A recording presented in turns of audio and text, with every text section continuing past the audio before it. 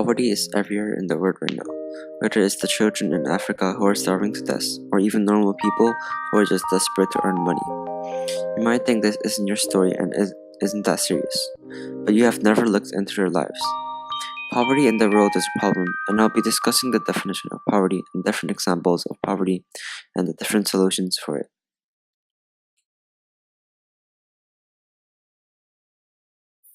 Poverty is when someone experiences a fundamental deprivation in well-being.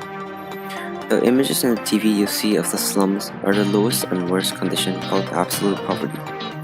Relative poverty is when you feel economically inferior by your surroundings. Subjective poverty is pretty much the same meaning. A great social scientist describes poverty. Individuals, families, and groups in the population can be said to be in poverty when they lack resources to obtain the type of diet, participate in the activities, and have the living conditions and amenities which are customary, or at least widely encouraged and approved, in the societies in which they belong. Peter Townsend.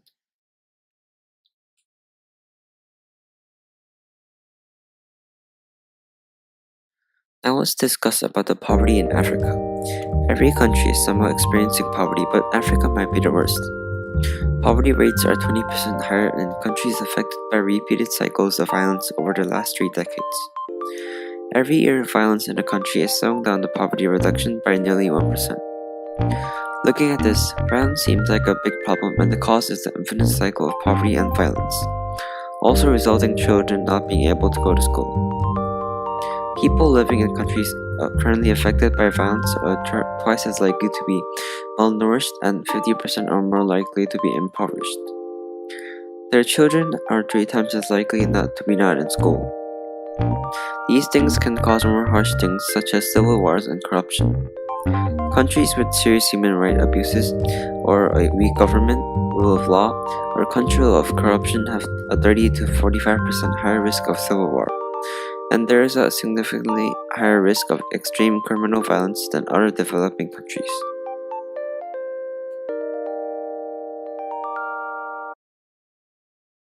One of the richest countries in the world, America is also suffering from poverty. America's Poor Kids is a documentary about children who are suffering from poverty. They ask them what life in modern America really looks like.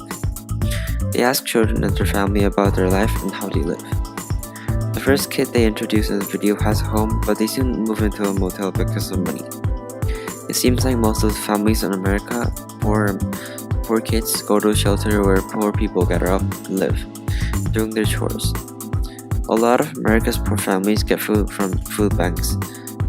More examples of kids suffering from poverty are shown in the documentary. Maybe you've only seen children in terrible state who have been starving for days. In the world, there are also more people that are not in absolute poverty, but struggling every day to earn money. The documentary tells us how a lot of American kids are suffering from poverty.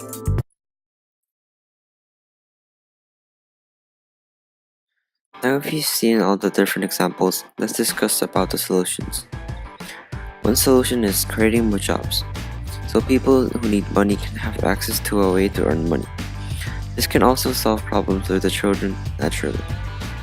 Also, a similar way is raising the minimum wage. In the United States, they haven't raised the minimum wage since 2007, and a full-time worker with 2 children has to grow their children in poverty. So this could possibly work, but maybe in a gradual way. But there are more children suffering worse poverty than the kids in the States or in different countries, like Africa. For them, an ideal solution would be access to healthcare, clean water, sanitation, and nutrients. Healthcare can prevent infections and other diseases. Access to clean water, sanitation will prevent the diseases you might get after. Nutrients would also be important, especially to the infants who need lots of care. Poverty in the world is not their problem anymore, it is ours. We need to start trying to solve it. It is going to take a long time to solve this, but if you start trying some of the solutions, simple things like charity, maybe even suggesting the government to increase the minimum wage, to increase more jobs can be helpful. And we have to start right now.